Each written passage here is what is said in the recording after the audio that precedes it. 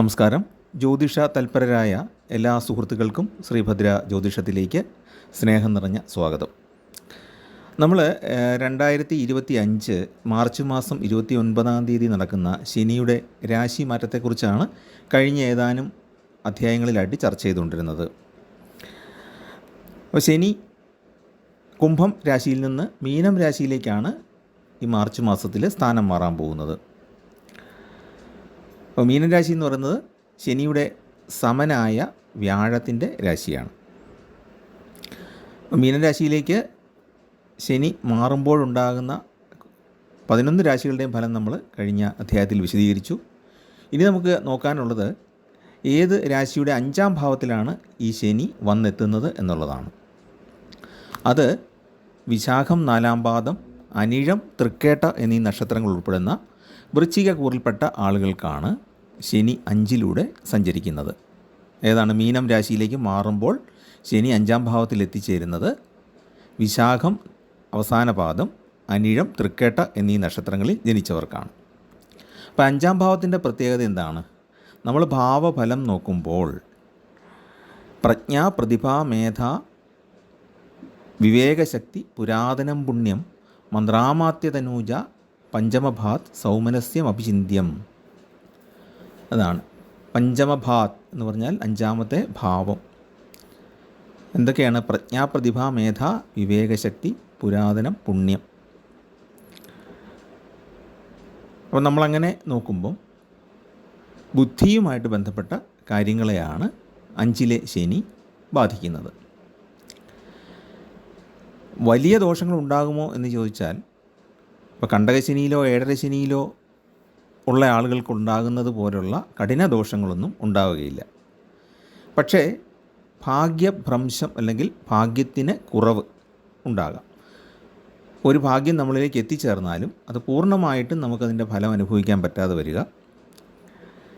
അതുപോലെ തന്നെ നമ്മളിലേക്ക് എത്തിച്ചേരും എന്ന് വിചാരിച്ചിരുന്ന ആനുകൂല്യങ്ങൾ ഒരു നിശ്ചിത അകലത്തിൽ വന്നിങ്ങനെ നിൽക്കുകയാണ്. എന്ന് പറഞ്ഞാൽ നമുക്കത് കൈവശപ്പെടുത്താൻ സാധിക്കാത്ത കാര്യം. നമുക്ക് കിട്ടും, നമുക്കറിയാം, പക്ഷേ എത്തിച്ചേരാൻ പറ്റാത്ത ഒരവസ്ഥ. അതായത് ഉദാഹരണം പറയുകയാണെങ്കിൽ, ഒരു ലോട്ടറി നമുക്ക് സമ്മാനം കിട്ടി, പൈസ കയ്യിലോട്ട് എത്തിച്ചേരുന്നില്ല, എന്തെങ്കിലും പ്രയോജനമുണ്ടോ? അല്ലെങ്കിൽ ഒരു പ്രൊമോഷൻ കിട്ടി, അതിൻ്റെ ഓർഡർ ഗവൺമെൻറ്റിൽ നിന്ന് അതിൻ്റെ ഓർഡർ ഇറങ്ങിയെങ്കിൽ മാത്രമേ നമുക്കവിടെ ജോയിൻ ചെയ്യാൻ പറ്റുള്ളൂ, അത് കിട്ടുന്നില്ല. നമുക്കൊരു ട്രാൻസ്ഫർ, നമ്മൾ ഫയലിലൊക്കെ ഉത്തരവ് വാങ്ങിച്ചു, പക്ഷേ നമ്മുടെ വീട്ടിനടുത്തുള്ള സ്ഥലത്തേക്കുള്ള ട്രാൻസ്ഫർ ശരിയാകുന്നില്ല. എന്ന് പറഞ്ഞാൽ അവിടെ പോയി ജോയിൻ ചെയ്യാൻ പറ്റുന്നില്ല. ഈ പറഞ്ഞ പോലുള്ള തടസ്സങ്ങളാണ് ഉണ്ടാകുന്നത്. എന്നാൽ നമുക്ക് എപ്പോഴെങ്കിലും കിട്ടുകയില്ലേ എന്ന് ചോദിച്ചാൽ കിട്ടും. പിന്നെ കുടുംബസുഖത്തിന് തടസ്സം വരാം. കുടുംബസുഖത്തെ അലോസരപ്പെടുത്തുന്ന ചിന്തകൾ, പ്രവൃത്തികൾ, ഇതെല്ലാം ഉണ്ടാകാം. അതോടൊപ്പം തന്നെ ഈശ്വര ഉപാസനയിൽ തടസ്സങ്ങൾ ഉണ്ടാകാം. നമ്മൾ പ്രാർത്ഥിക്കാനായിട്ടിരിക്കുമ്പോൾ തടസ്സം ഉണ്ടാകാം. ക്ഷേത്രത്തിൽ പോകാൻ തുടങ്ങുമ്പം എന്തെങ്കിലും തടസ്സം ഉണ്ടാകാം. ഇതെല്ലാം കുടുംബവുമായിട്ട് ബന്ധപ്പെട്ടതായിരിക്കുകയും ചെയ്യും. അങ്ങനെ ഒരു പ്രത്യേകതയുണ്ട്. അങ്ങനെ ഉപാസനകളിൽ തടസ്സം വരുന്നതുകൊണ്ട് എന്താണ്? പ്രാർത്ഥന നമ്മൾ കൃത്യമായിട്ട് ചെയ്തുകൊണ്ടിരുന്ന ഒരു റിച്വൽ മുടങ്ങിപ്പോവുക. വലിയ നേട്ടങ്ങളൊന്നും ഈ സമയത്ത് പ്രതീക്ഷിക്കേണ്ടതില്ല. കിട്ടിയാൽ നല്ലത്. ജാതകത്തിലൊക്കെ അത്ര ശുഭഗ്രഹങ്ങളുണ്ടെങ്കിൽ, ഗ്രഹങ്ങൾക്ക് അത്രയും ശുഭത്വം ഉണ്ടെങ്കിൽ മാത്രം വലിയ ഭാഗ്യാനുഭവങ്ങൾ ഉണ്ടാകും. ഇപ്പോൾ ലോട്ടറി കിട്ടിക്കൂടാ എന്നൊന്നുമില്ല കേട്ടോ. പക്ഷേ 1-ാം സമ്മാനം കിട്ടാനുള്ള സാധ്യത ഒരു 10% പോലും ഇല്ല. എന്നാൽ ചില സമ്മാനങ്ങൾ, ഇപ്പോൾ മുടക്കിയ മുതലിന് തുല്യമായ സമ്മാനങ്ങൾ, 100 രൂപ മുടക്കി ടിക്കറ്റ് എടുത്തു, ചിലപ്പോൾ ഒരു 150 രൂപ അല്ലെങ്കിൽ 200 രൂപ നമുക്ക് തിരിച്ച് കിട്ടിയേക്കാം. അങ്ങനെയുള്ള രീതിയിലേ നമുക്ക് ലാഭം കിട്ടുകയുള്ളൂ പൊതുവെ. പിന്നെ നമ്മളിലേക്ക് അല്പം മോശം സ്വഭാവമുള്ള ആൾക്കാരൊക്കെ വന്നെത്താൻ സാധ്യതയുള്ളൊരു കാലഘട്ടമാണ്. അതും നമുക്ക് ബുദ്ധിക്ക് പ്രശ്നമുണ്ടാക്കും. ഇവൻ്റെ കൂടെ കൂടണോ വേണ്ടയോ എന്നുള്ളൊരു കൺഫ്യൂഷൻ. ഏതൊരു കാര്യത്തിൽ ഇറങ്ങിയാലും ഈ ഒരു പ്രശ്നമുണ്ട്. ഇത് ചെയ്യണോ വേണ്ടയോ, ചെയ്താൽ ശരിയാകുമോ, ചെയ്തില്ലെങ്കിൽ എന്തുണ്ടാവും, ഇങ്ങനെ കൺഫ്യൂഷൻ സൃഷ്ടിച്ചുകൊണ്ടിരിക്കും. അപ്പോൾ ചീത്ത കൂട്ടുകെട്ടുകളൊക്കെ വന്ന് പെട്ട് കഴിഞ്ഞാൽ അത് അപ്പം തന്നെ ഒഴിവാക്കണം. ഒരിക്കലും അതിലേക്ക് ചെന്ന് എത്തിച്ചേരാൻ പാടില്ല. അപ്പോൾ എല്ലാവരെയും നമുക്ക് അളന്നും തൂക്കിയൊന്നും സുഹൃത്തുക്കളാക്കാൻ പറ്റിയല്ലോ. എങ്കിലും ഒരാളുടെ സ്വഭാവം അല്ലെങ്കിൽ അയാളുടെ പ്രവർത്തന രീതി മോശമാണെന്ന് കണ്ടാൽ അയാളെ പതുക്കെ അങ്ങ് സുഹൃത്ത് വലയത്തിൽ നിന്ന് മാറ്റുക എന്നുള്ളതാണ് ചെയ്യേണ്ടത്. പിന്നെ വലിയ മുതൽ മുടക്കുകളുടെ ബിസിനസ്സുകളൊന്നും ചെയ്യാനായിട്ട് ഈ സന്ദർഭം നല്ലതല്ല. ജോലി ചെയ്യുന്നവർക്ക് ജോലി കിട്ടാനുള്ള സാധ്യതയുണ്ട്. എങ്കിലും നമ്മൾ പ്രതീക്ഷിക്കുന്ന നിലവാരത്തിലേക്കുള്ളൊരു ജോലി കിട്ടാനായിട്ട് സാധ്യത കുറവാണ്. ചെറിയ വ്യാപാരങ്ങൾ, ചെറിയ സംരംഭങ്ങൾ നടത്തുക, ചെറിയ ഫാക്ടറികൾ അല്ലെങ്കിൽ എന്തെങ്കിലും ഉൽപ്പാദന പ്രക്രിയ, ചെറിയ തോതിലുള്ള കൃഷി ചെയ്യുക, അതുപോലെ തന്നെ കരാർ പണികൾ ചെയ്യുക, ഏജൻസി ജോലികളൊക്കെ ചെയ്യുക, ഇവർക്കൊക്കെ മിതമായ ലാഭത്തിന് സാധ്യതയുണ്ട്. നഷ്ടം വരണമെന്നില്ല, ലാഭം കുറയും. ജോലിയിൽ ശമ്പള വർധനവിന് സാധ്യത കുറവാണ്. അതുപോലെ തന്നെ ശമ്പളം വർദ്ധിച്ച് കിട്ടിയാലും ദൂരദിക്കിലേക്ക് പോകേണ്ടി വരും. അപ്പോൾ ഈ വർധന കൊണ്ട് പ്രയോജനമില്ലാതെ വരും. അതേസമയത്ത് പണം കിട്ടുകയും ചെയ്യും, പ്രയോജനമില്ല എന്നുള്ളതേ ഉള്ളൂ. വീട് പണിയൊക്കെ പൂർത്തിയാക്കാനായിട്ട് സാധിക്കും, അവിടെയും പണച്ചെലവ് ഉണ്ടാകും. പിന്നെ കടബാധ്യതകൾ കുറച്ചൊക്കെ തീർക്കാൻ സാധിക്കും. അതിനായിട്ട് മറ്റെന്തെങ്കിലും നമ്മുടെ ഒരു പ്രോപ്പർട്ടി അതിലേക്ക് നഷ്ടപ്പെടുത്തേണ്ടി വരും എന്നുള്ളതും ഒരു കാര്യമാണ്. ഇപ്പം നമ്മുടെ കുടുംബസ്വത്തായിട്ട് കിട്ടിയ ഒരു സ്ഥലം കുറച്ച് വിറ്റ് വേണമെങ്കിൽ കടബാധ്യത തീർക്കാം, അല്ലെങ്കിൽ ആഭരണങ്ങൾ വിറ്റ് വേണമെങ്കിൽ കടബാധ്യത തീർക്കാം. അല്ലെങ്കിൽ മറ്റേതെങ്കിലും ആളുകൾ നമുക്ക് തരാനുണ്ടായിരുന്ന ചില പൈസയൊക്കെ വാങ്ങിച്ചിട്ട് നമ്മുടെ കടബാധ്യതകൾ കുറേയൊക്കെ തീർക്കാൻ പറ്റും, അല്ലെങ്കിൽ വാഹനം വിറ്റുമൊക്കെ ചെയ്യാൻ പറ്റും. അപ്പോൾ ഇങ്ങനെയൊക്കെയാണ് നമുക്ക് ബാധ്യതകൾ തീർക്കാനായിട്ട് സാധിക്കുന്നത്. അപ്പം 5-ാം ഭാവം എന്ന് പറയുന്നത് പുത്രന്മാരെയും പുത്രിമാരെയൊക്കെ സൂചിപ്പിക്കുന്ന ഭാവവും കൂടിയാണ്. മന്ത്രാമാത്യ തനൂജ. അവിടെ മന്ത്രം എന്ന് പറയുമ്പം ഈശ്വര ഉപാസന നമ്മുടെ ജീവിത രീതി അനുവർത്തിച്ച് വരുന്ന ആ ജീവിത രീതിയിലുള്ള കാര്യമാണ്. അതിന് മാറ്റം വരും എന്നാണ് പറയുന്നത്. മന്ത്രാമാത്യ തനൂജ. അമാത്യൻ എന്ന് പറഞ്ഞാൽ മന്ത്രിയാണ്, നമ്മളോടൊപ്പം നിൽക്കുന്ന ആൾ എന്ന് വ്യാഖ്യാനിക്കാം. രാജാവും മന്ത്രിയും എന്ന് പറഞ്ഞാൽ രാജാവിന് ഉപദേശം കൊടുക്കുന്നത് മന്ത്രിയാണ്. അപ്പോൾ എന്ന് പറഞ്ഞ പോലെ നമ്മുടെ അടുത്തേക്ക് വന്ന് ചേരുന്ന ആൾക്കാരുടെ ബുദ്ധിയും നമ്മുടെ പ്രവർത്തനങ്ങളെ കുറേയൊക്കെ ബാധിക്കും. അപ്പം നല്ല ആളുകളെ മാത്രം ഒപ്പം കൂട്ടുക. പിന്നെ തനൂജ. തനൂജ എന്ന് പറഞ്ഞാൽ പുത്രജനങ്ങൾ. തനുവിൽ നിന്ന് ജനിക്കുന്നതാണ് തനൂജ. തനു എന്ന് പറഞ്ഞാൽ ശരീരം, നമ്മുടെ ശരീരത്തിൽ നിന്നും രൂപം കൊള്ളുന്നതാണ് ഈ പുത്രനോ അല്ലെങ്കിൽ പുത്രിയോ. അപ്പോൾ അതുകൊണ്ടാണ് തനൂജ എന്ന് പറയുന്നത്, നമ്മുടെ തനുവിൽ നിന്നും ജനിക്കുന്നതാണ്.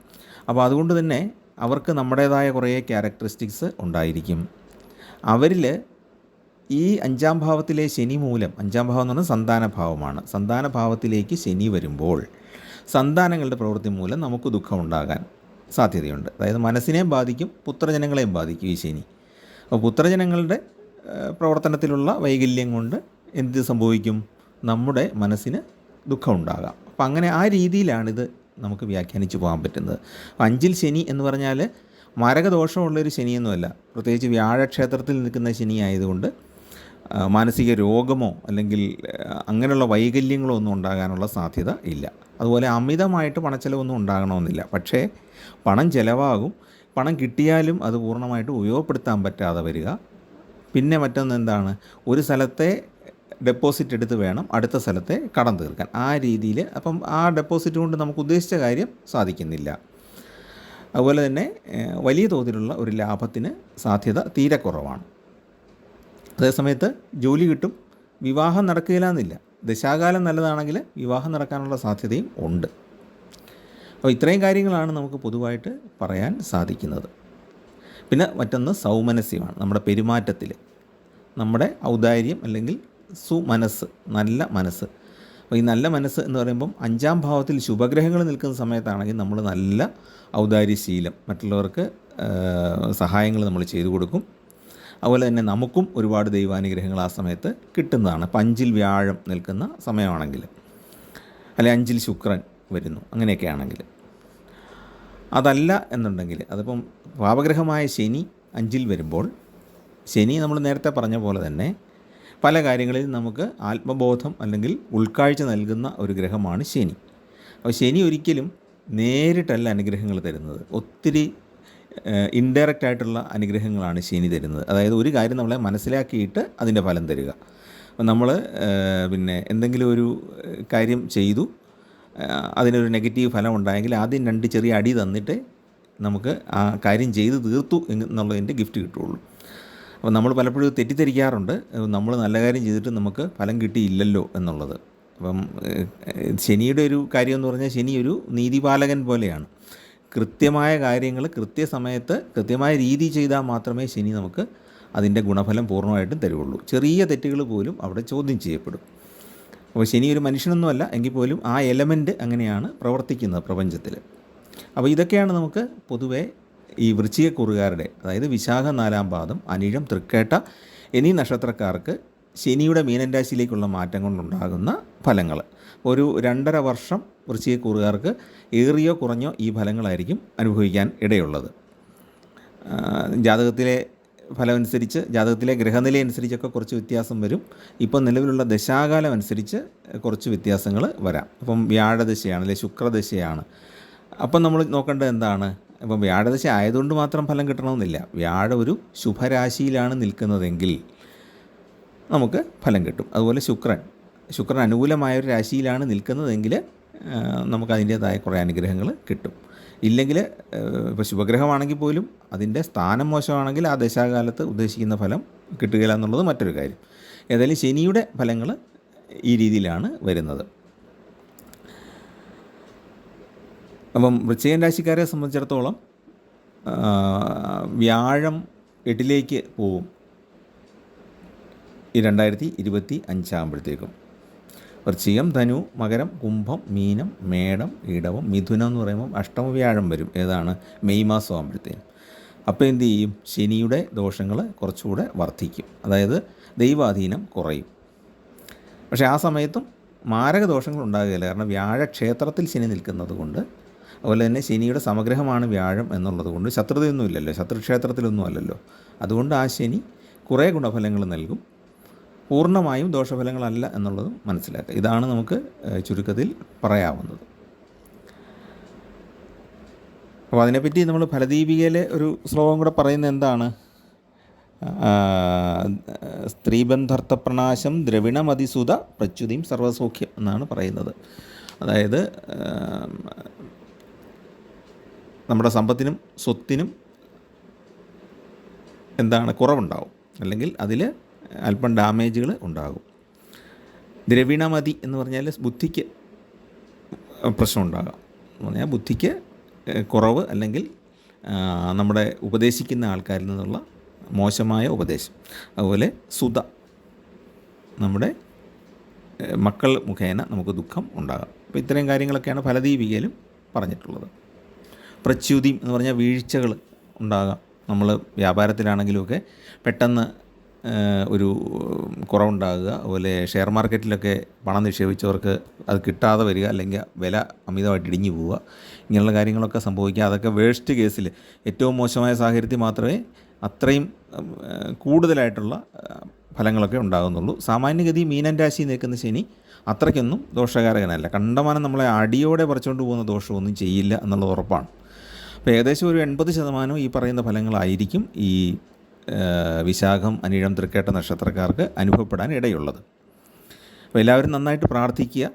ശനി ഭഗവാനെ പ്രാർത്ഥിക്കുന്നതോടൊപ്പം വിഷ്ണു ഭഗവാനെയും കൂടെ പ്രാർത്ഥിക്കുക, അല്ലെ വ്യാഴത്തെ കൂടെ പ്രാർത്ഥിക്കുക നവഗ്രഹ ക്ഷേത്രത്തിൽ വഴിപാട് ചെയ്യുമ്പോൾ. പിന്നെ ശനി ഭഗവാനെ പ്രീതിപ്പെടുത്താനുള്ള വഴിപാടുകൾ ചെയ്യുക. ശനിക്ക് എള്ളുതിരി തെളിയിക്കുക, കാക്കയ്ക്ക് എള്ള് ചേർത്ത ചോറ് കൊടുക്കുക. പിതൃകർമ്മങ്ങൾ എന്തെങ്കിലും ബാക്കിയുണ്ടെങ്കിൽ അത് ചെയ്യുക. കാരണം ഈ പുത്രജനങ്ങളെ കൊണ്ട് ഉപദ്രവം ഉണ്ടാകുന്നത് പെട്ടെന്ന് കുറയും. നമ്മുടെ പിതൃക്കളുടെ ഏതെങ്കിലും കർമ്മം ചെയ്യാൻ വിട്ടുപോകരുത്. നമ്മളിപ്പം ചെയ്യുകയാണെങ്കിൽ, അങ്ങനെ ഏതെങ്കിലും ഒരു ലാപ്സ് വന്നിട്ടുണ്ടെങ്കിൽ, അല്ലെങ്കിൽ ഒരു ഒമിഷൻ അല്ലെങ്കിൽ ഒഴിവ് വന്നിട്ടുണ്ടെങ്കിൽ, അങ്ങനെ എന്തെങ്കിലും ഒരു സംശയം ഉണ്ടെങ്കിൽ നമ്മളതൊന്ന് മുതിർന്ന ആൾക്കാരോട് ചോദിച്ച് മനസ്സിലാക്കുക. ഏതെങ്കിലും പിതൃക്കൾക്ക് ബലികർമ്മങ്ങൾ ചെയ്യാൻ വിട്ടുപോയിട്ടുണ്ടോ എന്നുള്ളത് ചോദിച്ച് മനസ്സിലാക്കിയിട്ട് കർക്കിടകവാവിന് ഏതെങ്കിലും പുണ്യസ്ഥലത്ത്, തിരുവല്ലത്തോ തിരുനെല്ലിയിലോ തിരുമുല്ലവാരത്തോ അങ്ങനെയുള്ള വിവിധ പുണ്യസ്ഥലങ്ങളുണ്ടല്ലോ, അവിടെ എവിടെയെങ്കിലും പോയൊരു ബലിയിട്ടാൽ മതി, ആ ദോഷവും മാറിക്കിട്ടുന്നതാണ്. അപ്പോൾ അങ്ങനെയുള്ള കാര്യങ്ങളൊക്കെ ശ്രദ്ധിക്കുക. ശാസ്താവിന് വഴിപാട് ചെയ്യുക എന്നുള്ളതാണ് ഏറ്റവും പ്രധാനം. ശാസ്താവിന് നെയ്വിളക്ക് തെളിയിക്കുക, എള്ളുതിരി തെളിയിക്കുക, പട്ട് സമർപ്പിക്കുക, ശംഖുപുഷ്പം കൊണ്ട് അർച്ചന ചെയ്യുക തുടങ്ങിയ സാധാരണ ചെയ്യുന്ന എല്ലാ കാര്യങ്ങൾ. പക്കപ്പിറന്നാൾ ദിവസം നീരാഞ്ജനം കൊടുക്കുന്നതും നല്ലതാണ്.